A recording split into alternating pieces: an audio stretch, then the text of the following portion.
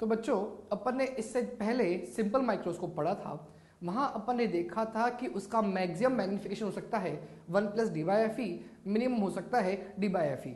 तो अब अपन पढ़ रहे हैं कंपाउंड माइक्रोस्कोप, ताकि मैग्निफिकेशन अपने को सिंपल माइक्रोस्कोप से भी ज़्यादा मिल जाए। तो अब कैसे काम करेंगे बेटा, यहाँ पर दो लेंस हैं, एक है ऑब्जेक्ट के नज़दीक और एक है आइज के नज़दीक। जो लेंस ऑब्जेक्ट के नज़दीक होता है उसको बोलते हैं ऑब्जेक्टिव लेंस, और जो लेंस आंखों के नज़दीक होता है उसको बोलते हैं आईपीस। तो ध्यान से समझना मेरी बात को। एक ऑब्जेक्ट को अपन ने ऑब्जेक्टिव लेंस के नज़दीक रख दिया, और ये ऑब्जेक्ट इस ऑब्जेक्टिव लेंस के फोकस एंड 2f के बीच में होना चाहिए। तो मैंने यहां पर एक ऑब्जेक्ट रख दिया, बताओ इसकी इमेज कहां बनेगी? क्या इसकी इमेज बियॉन्ड 2f बनेगी? Real, inverted and magnified. तो बेटा इस ऑब्जेक्टिव लेंस के द्वारा बनी हुई इमेज hi1 है, जो कि ऑब्जेक्टिव लेंस से VO दूर है। बेटा VO का मतलब इमेज डिस्टेंस, कहां से? ऑब्जेक्टिव लेंस से। ये जो ऑब्जेक्ट है, ये ऑब्जेक्ट इस ऑब्जेक्टिव लेंस से UO दूर है। UO का मतलब object distance from objective lens. अब ये जो पहली इमेज बनी, ध्यान से समझना, ये इमेज इस आईपीस के लिए ऑब्जेक्ट की तरह बिहेव करेगी, और ये जो ऑब्जेक्ट होगा आईपीस के लिए, ये इसके ऑप्टिकल सेंटर और फोकस के बीच में होना चाहिए। मैंने क्या बोला? ऑप्टिकल सेंटर और फोकस के बीच में होना चाहिए। तो ताकि जो इमेज बने वो कैसी बने? Virtual, erect and magnified. बेटा ये जो डिस्टेंस है, ये वाला डिस्टेंस, ये आपको दिखाई देना चाहिए। ये डिस्टेंस को मैंने क्या कह दिया? UE। UE का मतलब हो गया ऑब्जेक्ट डिस्टेंस फ्रॉम आईपीस। अब बेटा ये जो ऑब्जेक्ट डिस्टेंस फ्रॉम आईपीस बोला, तो इस आईपीस के लिए ऑब्जेक्ट कौन था? hi1। क्या ये hi1 की इमेज बन गई hi2? बिकॉज इमेज कैसे बनेगी? Virtual, erect and magnified. तो आप बोलोगे सर इरेक्ट कैसे? बेटा क्या ऑब्जेक्ट उल्टा है इस आईपीस के लिए, तो इमेज भी कैसी बन गई? उल्टी। तो दोनों एक जैसे बने, इसलिए क्या मतलब हो गया? इरेक्ट। तो बेटा हमेशा ये जो इमेज बनती है इसको ऑब्जेक्ट के रेस्पेक्ट में बोला जा रहा है, इरेक्ट या फिर इन्वर्टेड। तो यहां पर कौन सी इमेज बन गई बेटा? hi2। ये hi2 किसने बनाई? आईपीस ने बनाई। अब ये hi2 किसको दिखाई दे रही है? इंसान को, जो यहां से ऑब्जर्व कर रहा है। तो इंसान को सिर्फ क्या दिख रहा है? hi2 दिख रहा है। तो बताओ यहां पर कितनी बार मैग्निफिकेशन हुआ? यहां पर 2 बार मैग्निफिकेशन हुआ। पहली बार इस लेंस ने करा तो एक इमेज बनी hi1, फिर दूसरी बार इस लेंस ने करा तो इमेज बन गई hi2। तो क्या मैग्निफिकेशन यहां पर 2 बार हुआ? अब 2 बार हुआ तो यहां पर क्या लिख रहा हूं? MP net. MP मतलब मैग्नीफाइंग पावर, और net equals to MO into ME। बेटा MO का मतलब मैग्निफिकेशन बाय ऑब्जेक्टिव, और ME का मतलब मैग्निफिकेशन बाय आईपीस। बेटा ये जो MO है, इस MO को बोलते हैं लीनियर मैग्निफिकेशन।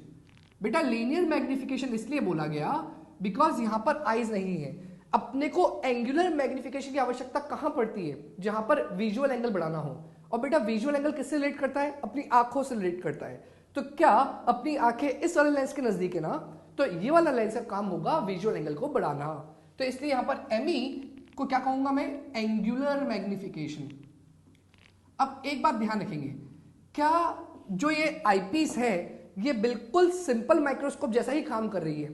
सोचो एक बार, कल अपन ने सिंपल माइक्रोस्कोप में क्या समझा था ये बात को, कि क्या ये जो ऑब्जेक्ट है, इस ऑब्जेक्ट की एक वर्चुअल और इरेक्ट इमेज बनती है? बनती है नहीं बनती है? तो जैसा एक सिमिलर ट्रायंगल बनता था, याद करो, अगर मैं इसकी ये वाली लाइन हटा दूं तो क्या आपको वही सिमिलर ट्रायंगल दिखाई देगा? इसका मतलब ये वाला लेंस सिंपल माइक्रोस्कोप जैसा काम कर रहा है, जिसके लिए ऑब्जेक्ट कौन? hi1। तो ये वाला लेंस का अगर सारे फॉर्मूले में सिंपल माइक्रोस्कोप जैसे यूज कर लूं तो मेरा काम हो जाएगा।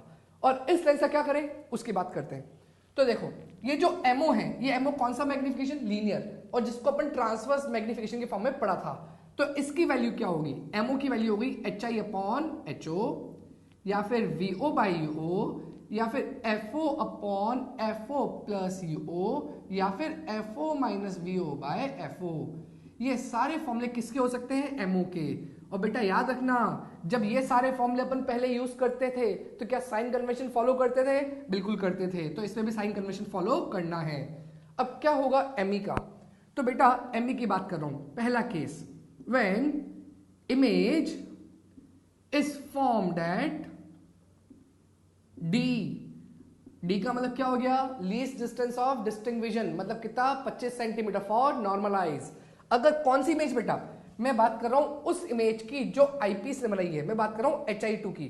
तो क्या Hi2 के अंदर ये जो इमेज बनी है, ये इमेज 25 सेंटीमीटर पे हो सकती है या फिर ज्यादा से ज्यादा इन्फिनिटी हो सकती है, बिकॉज यही तो अपने इंसान को दिखाई दे रही है। तो ये इंसान की आंखों से कम 25 ज्यादा से ज्यादा इन्फिनिटी हो सकती है। तो क्या यहां पर when image is formed eight D, अब जब बेटा इमेज डी पे बन गई तो क्या लिखूंगा फॉर्मूला, देखना एमपी बेटा एमओ इन चारों में से कोई भी फॉर्मूला इनटू एमई, एमई क्या लिख दूंगा 1 plus D by F E. और second when image is formed at infinity, तो बेटा याद करो ये 1 plus D by F E क्यों लिखा, सिंपल माइक्रोस्कोप के अंदर क्या जब इमेज डी पे बनती थी तब मैक्सिमम मैग्निफिकेशन होता था, उसकी वैल्यू क्या होती थी 1 प्लस डी बाय एफ ई।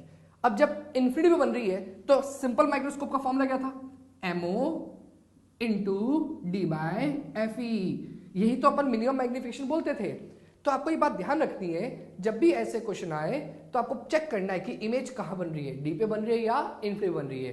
तो एमओ तो बेटा इन चारों में से कुछ भी, और जो एमई की वैल्यू होगी वो just like a simple microscope. तो यहां पर ये दो चीजें अपन ने ढूंढ ली।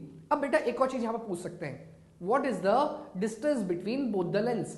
तो बताओ distance between both the lens कितना है, VO प्लस UE, क्या होगा VO प्लस UE। इसको लेंथ ऑफ द ट्यूब भी बोल सकते हैं। तो मैं यहां पर लिख देता हूं length of the tube is equal to VO plus UE। बेटा मैंने UE के साथ क्या लगाया, मॉड। मॉड क्यों लगाया, ताकि आप इस UE को नेगेटिव अगर गलती से ले भी लो तो कोई दिक्कत नहीं आए। तो क्या होगा VO प्लस मॉड UE। अब बेटा ये जो इन्फिनिटी वाला केस है इसको और डिटेल में पढ़ेंगे, बिकॉज यहां पर एक फॉर्मूला और बनता है।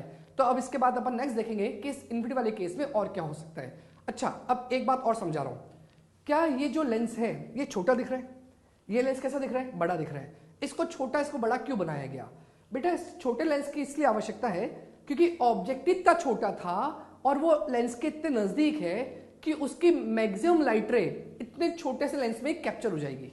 और इस लेंस का साइज इतना ऐसे रखा गया ताकि अपनी आंखों में वो सारी लाइट रेज आ जाए, इसलिए यहां पर ऑब्जेक्टिव लेंस छोटा होता है और आईपीस कैसा होता है, बड़ा होता है।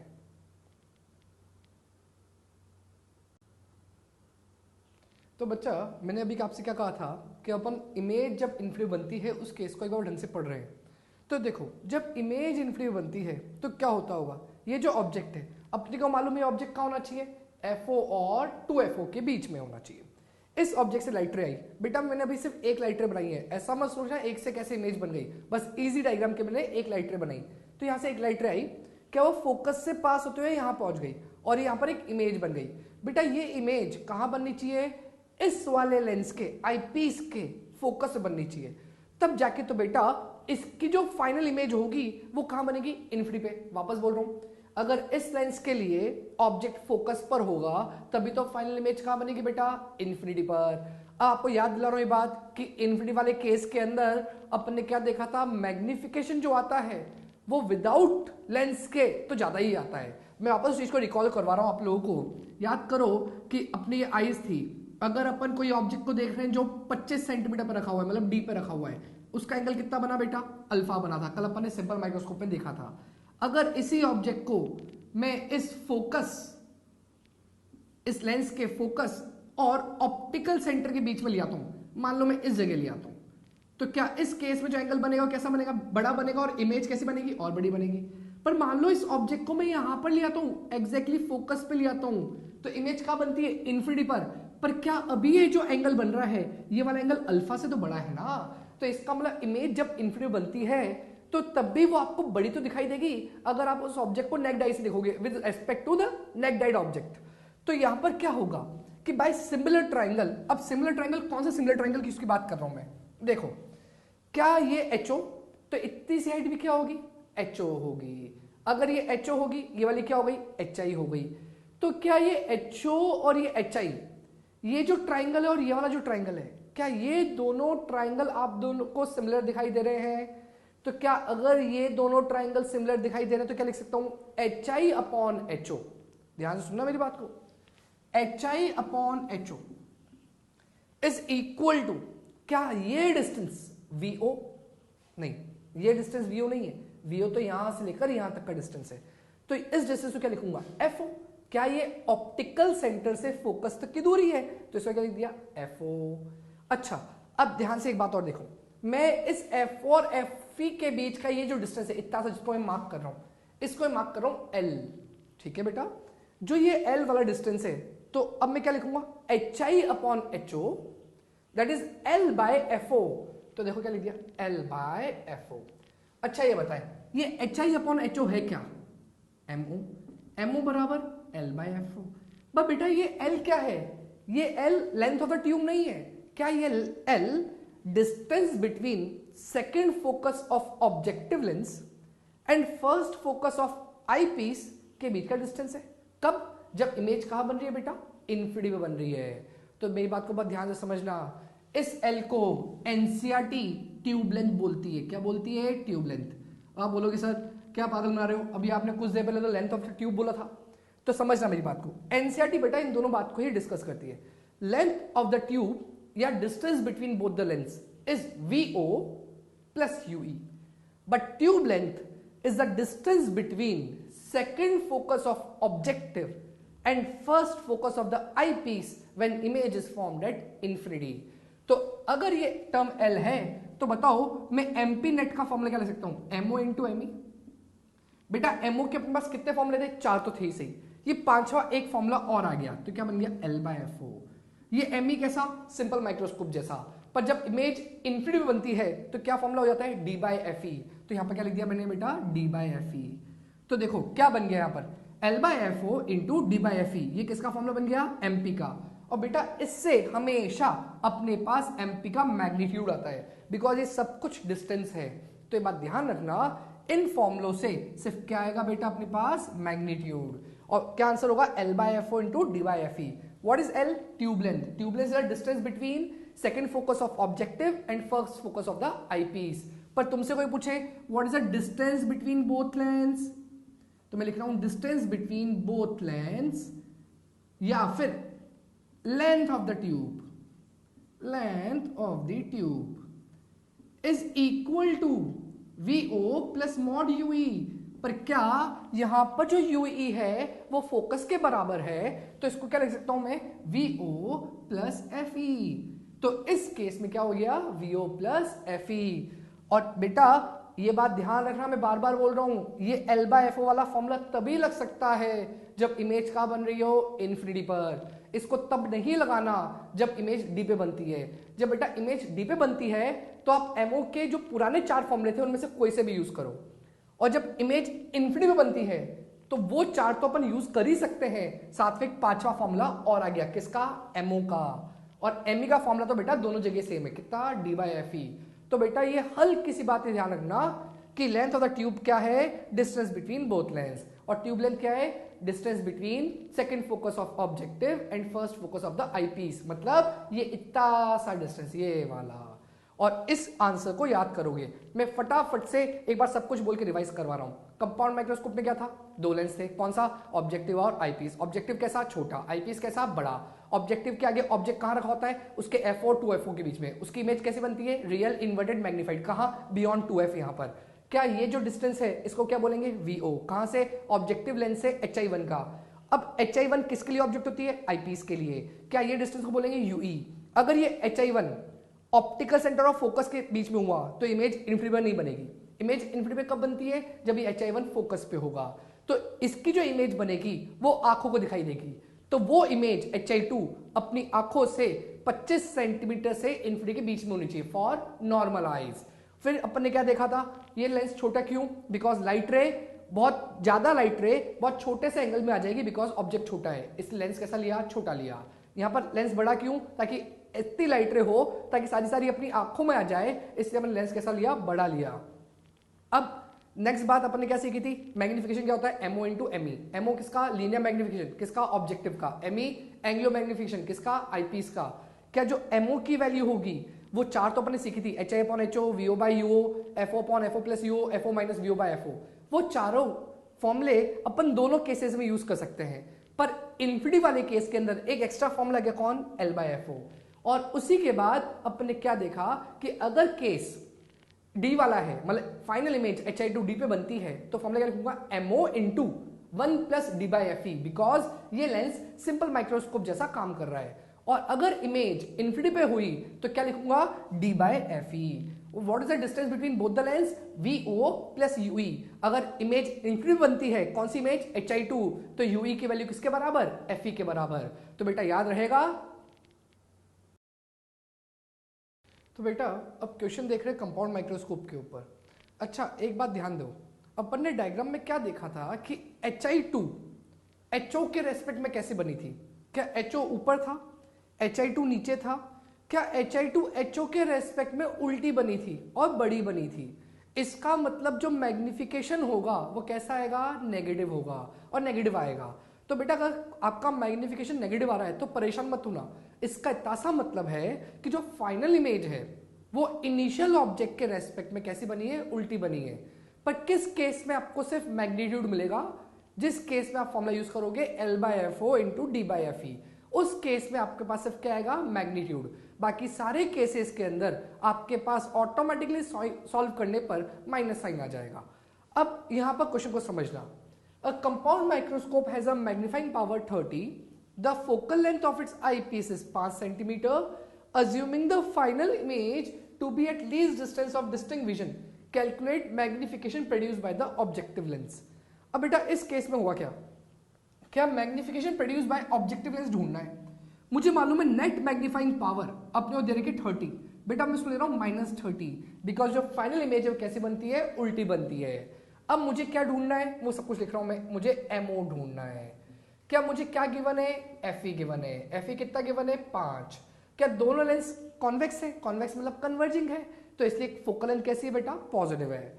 तो देखो अपन क्या लिखेंगे फॉर्मूला, MP बराबर MO इंटू ME। क्या MO तो पूरा ढूंढना है, इमेज कहां बनी, D पर बनी, तो क्या फॉर्मूला होता है 1 प्लस D/FE बराबर MP।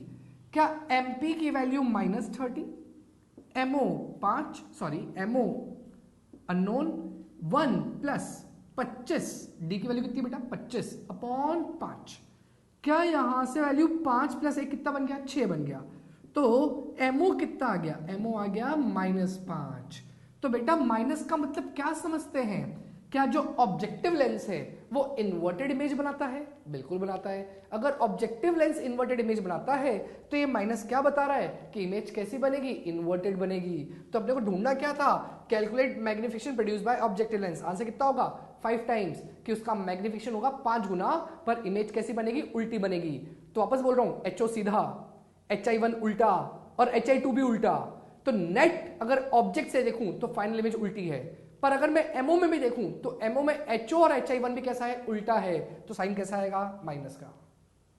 हाँ जी, तो आप देख रहे हैं अपन कंपाउंड माइक्रोस्कोप के ऊपर क्वेश्चन। तो यहां पर अ compound microscope having focal length FO 2 centimetre, FE 6.25 centimetre. बेटा FO का मतलब क्या समझे, ऑब्जेक्टिव लेंस की फोकल लेंथ। FE का मतलब क्या समझे, आईपीस की focal length. Both lenses are separated by 15 centimeter.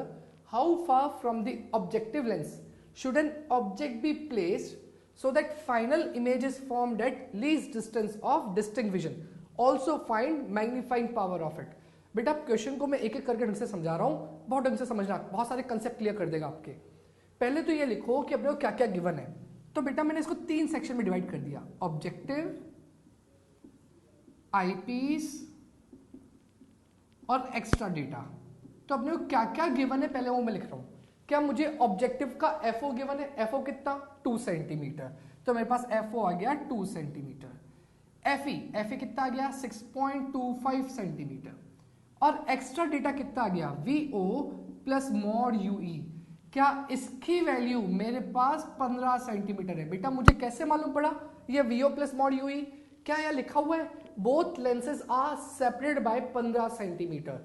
तो क्या दोनों लेंसों के बीच का जो डिस्टेंस होता है वो VO प्लस मॉड UE होता है। अब आगे की बात लिखते हैं कि क्या ढूंढना है, how far from the objective lens should an object be placed. इसका मतलब UO ढूंढना है कि ऑब्जेक्टिव लेंस से ऑब्जेक्ट कितना दूर रखा जाए। तो क्या ढूंढना है, UO।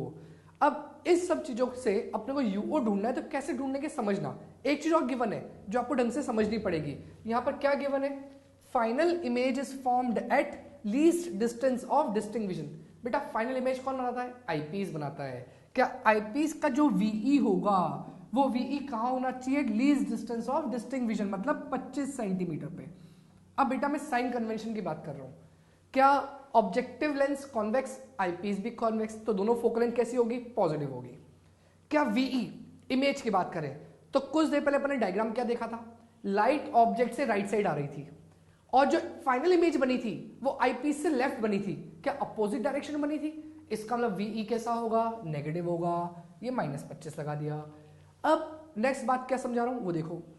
यहां पर मुझे यूओ ढूंढना है। अपने को एक फॉर्मूला याद था, कौन सा, 1/f equals to 1/v minus 1/u। ये सबसे बेसिक फॉर्मूला था अपना। इस फॉर्मूले में कोई भी एक चीज ढूंढनी हो तो क्या मुझे बाकी दोनों मालूम होने चाहिए। फॉर एग्जाम्पल मुझे u ढूंढना है तो क्या मुझे f और v मालूम होने चाहिए। तो उसी तरीके से आपका सोचना स्टार्ट होगा। तो देखो यहां पर मुझे क्या ढूंढना है, यूओ ढूंढना है, तो मुझे क्या क्या मालूम होना चाहिए, एफओ और वीओ मालूम होना चाहिए। अब बेटा मुझे वीओ मालूम होने के लिए कहां से मैं वीओ का जुगाड़ करूं, तो देखो और डेटा क्या गिवन है। क्या यहां पर तुम्हें वीओ दिख रहा है, यहां से मुझे वीओ मिल सकता है। कब कब मिल सकता है, जब मुझे क्या मिल जाए, यूई मिल जाए। इसका मतलब आपको यूई ढूंढना पड़ेगा पहले। यूई मिल जाएगी, वीओ मिल जाएगा, वीओ मिल जाएगा, यहां रख देंगे, क्या मिल जाएगा, यूओ मिल जाएगा। अब बताओ यूई कैसे ढूंढे, क्या यूई के लिए एफ ई मालूम, वीई मालूम, काम हो जाएगा। तो देखो मैं क्या लिख रहा हूं, 1/FE 6.25, बेटा ये वाला फॉर्मूला यूज कर रहा हूं। 1/VE क्या -1/25 हो जाएगा, -1/UE। अब बेटा यहां से सारी वैल्यूज आ गई। क्या इसको इधर ले आते हैं और एलसीएम ले लेते हैं। एलसीएम कितना आ जाएगा, 25 आ जाएगा। यहां पर कितना बनेगा, 4 + 1 5 बन जाएगा, दैट इज -1/UE। तो क्या बेटा यहां से UE की वैल्यू -5 आ गई। अगर UE -5 आ गया तो उस UE को यहां रख दो, अपन ने पहले से मॉड लगा रखा है। तो बताओ VO कितना आएगा, VO इक्वल्स टू 15 - 5 कितना हो जाएगा, 10 सेंटीमीटर। अब VO मेरे पास 10 आ गया, मुझे क्या ढूंढना है, ऑब्जेक्टिव का UO। क्या मुझे VO मिल चुका है, तो उसी चीज को अपन यहां यूज कर लेते हैं। क्या लिख रहा हूं, 1/FO, 1/FO की वैल्यू 2, बेटा वापस यही फॉर्मूला यूज कर रहा हूं। 1/VO, 1/VO कितना बेटा, 1/10 -1/UO। बेटा जिसको ढूंढना उसका साइन नहीं रखा मैंने, तो क्या इस 1/U को इधर ले जाओ, बाकी सब टर्म को इधर ले आओ, तो क्या बचेगा, देखो ये बन जाएगा 1/UO 1/10, क्या 1/10 0.1 हो गया, -0.5, कि 1/2 क्या होता है 0.5। यहां से कितना आंसर आया, UO बराबर 0.4। तो UO को लिख सकता हूं -0.4 का बेटा उल्टा 10/4 -2.5 सेंटीमीटर। बेटा आंसर नेगेटिव क्यों आया, याद करो डायग्राम। ऑब्जेक्ट कहां था, ऑब्जेक्ट लेफ्ट साइड था और लेंस कहां था, राइट साइड था। क्या लाइट लेफ्ट से राइट आ रही थी, उसके ऑप्टिकल सेंटर से ऑब्जेक्ट अपोजिट डायरेक्शन में था, तो कैसा आएगा, नेगेटिव। बस नेगेटिव क्या बता रहा है, रियल ऑब्जेक्ट। अब अपने को नेक्स्ट क्या ढूंढना है, नेक्स्ट ढूंढना है इसकी मैग्नीफाइंग पावर। किस केस में, जब इमेज का बन रही है, डी पर। जब इमेज डी पे बनती है तो क्या अपन लिख सकते हैं, MP equals to MO into ME। बेटा मैंने क्या बोला था, MO के तो कितने फॉर्मूले, 4 फॉर्मूले थे, बस इन्फिनिटी वाले केस के अंदर एक फॉर्मूला एक्स्ट्रा था। तो क्या लिखूंगा मैं, VO/UO, VO कितना 10 अपॉन UO कितना -2.5 इंटू ME कितना 1 + B/FE, FE कितना बेटा, FE 6.25, गलती से मैंने 5 लिख दिया था, क्या हो जाएगा 6.25। तो कितना हो जाएगा बेटा, यहां से -4 और यहां से कैंसिल करोगे तो 1 + 4, तो आंसर कितना आ जाएगा -20। बेटा आंसर माइनस में क्यों आ रहा है, अपने को मालूम है फाइनल इमेज कैसी बनती है, इन्वर्टेड बनती है, किसके रेस्पेक्ट में, ऑब्जेक्ट के रेस्पेक्ट में। हाँ जी, तो बेटा नेक्स्ट क्वेश्चन देखते हैं। In a compound microscope focal length of objective and eyepiece are 2 centimetre and 5 centimetre respectively. If length of the tube, distance between both lengths is 17 centimetre, find magnifying power for normal adjustment. अब बेटा यहां पर कुछ word सीखने हैं। अपन जब कहते हैं final image is formed at infinity, इसका मतलब आपको मालूम है कि आपको क्या लेना फॉर्मूला के अंदर, ME की वैल्यू D/F लेनी है। अब बेटा इन्फिनिटी कहने के अलग अलग तरीके हैं। पहला तरीका तो डायरेक्टली बोलना कि फाइनल इमेज क्या बन गई, इन्फिनिटी बन गई। दूसरा तरीका नॉर्मल एडजस्टमेंट। बेटा नॉर्मल एडजस्टमेंट जब भी वर्ड आए इसका मतलब फाइनल इमेज इन्फिनिटी बन रही है। या फिर एक और तरीका बोलने का कि final rays will be parallel. बेटा पैरेलल जब होगा तो इमेज कहाँ बनती है, इन्फिनिटी। तो ये सब बोलने के तरीके हैं just to let you know कि फाइनल इमेज कहाँ बन रही है। अब यहाँ पर इस क्वेश्चन के अंदर क्या क्या गिवन है वो लिख रहा हूँ मैं। क्या मुझे को FO गिवन है 2 सेंटीमीटर, FE गिवन है मुझे 5 सेंटीमीटर, और साथ के साथ मुझे distance between both the lens 17 centimetre given है। क्या distance between both the lens VO plus UE होता है, दैट इज 17 सेंटीमीटर गिवन है। अब ये बताओ जब फाइनल इमेज इन्फिनिटी बनती है तो डायग्राम कैसा होता है। बेटा इस क्वेश्चन को सॉल्व करने का मैं सबसे आसान तरीके की बात कर रहा हूँ। देखो डायग्राम के अंदर ये ऑब्जेक्टिव लेंस, ये वाला आईपीस, और यहां पर ये ऑब्जेक्ट कहां था बेटा, FO और 2FO के बीच में, है ना। क्या यहां से रेज गई थी, यहां पहली इमेज बन गई थी, और यहां से जो कुछ रेज थी वो ऐसे पैरेलल गई थी। अब मैं तुमसे क्या डिस्कस कर रहा हूं वो देखो। ये इतना सा डिस्टेंस कौन था, FO था। ये इतना सा डिस्टेंस कौन था, L था। क्या ये यहां से लेके यहां तक का डिस्टेंस क्या था, VO। ये डिस्टेंस क्या था, UE। क्या ये जो VO है और ये जो UE है उसके अंदर क्या क्या इंक्लूड हो रहा है देखो। क्या VO के अंदर FO प्लस L आ रहा है, तो मैं VO को क्या लिख सकता हूं, FO प्लस L। अब बेटा साथ से UE, क्या ये जो UE है ये FE के बराबर होना चाहिए, कब, जब इमेज कहां बन रही है बेटा, इन्फिनिटी पर। तो ये पॉइंट क्या होना चाहिए, FE होना चाहिए। तो मैं UE को क्या लिख रहा हूं, FE। बेटा समझना, वापस बोल रहा हूं, इस VO को मैंने FO प्लस L लिख दिया, यहां पर इस UE को मैंने FE लिख दिया, दैट इज इक्वल टू क्या आ गया बेटा, 17 सेंटीमीटर आ गया। अच्छा अब क्या FO और FE की वैल्यू का ऐड कर दूं, यहां पर ऐड हो रहा है, कितना आएगा 7। तो बताओ L कितना आएगा, क्या L की वैल्यू 10 आ जाएगी। क्या सोचते हैं ये L कौन, ये L है distance between second focus of objective and first focus of eyepiece. मुझे क्या ढूंढना है, मैग्नीफाइंग पावर ढूंढनी है।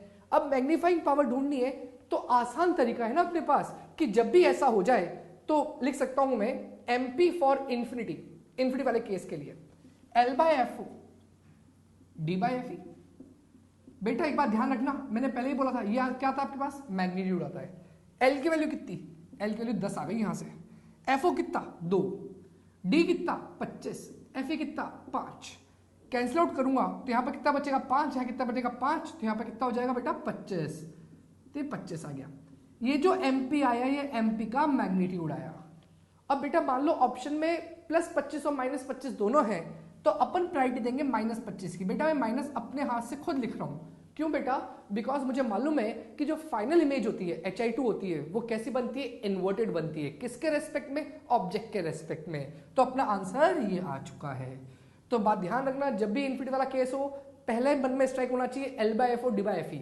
मान लो L गिवन नहीं है तो मैंने कैसे फाइंड आउट करा, इस अकॉर्डिंग। तो वैसे ही आपको सोचना है। हाँ जी बच्चा, तो हम नेक्स्ट क्वेश्चन देखते हैं। Focal length of objective of compound microscope is 4 mm and its image is formed at a distance of 224 mm from it. If angular magnification is 550, then find focal length of eyepiece for normal adjustment. बेटा कौन सा adjustment है, normal adjustment. Image कहाँ बन रही है, infinity पर। सबसे पहले अपन सारे गिवन डेटा लिख रहे हैं। तो देखो गिवन डेटा के अंदर मैं क्या क्या लिख रहा हूँ भाई, अपने को मालूम है FO कितना दे रखा है 4 mm।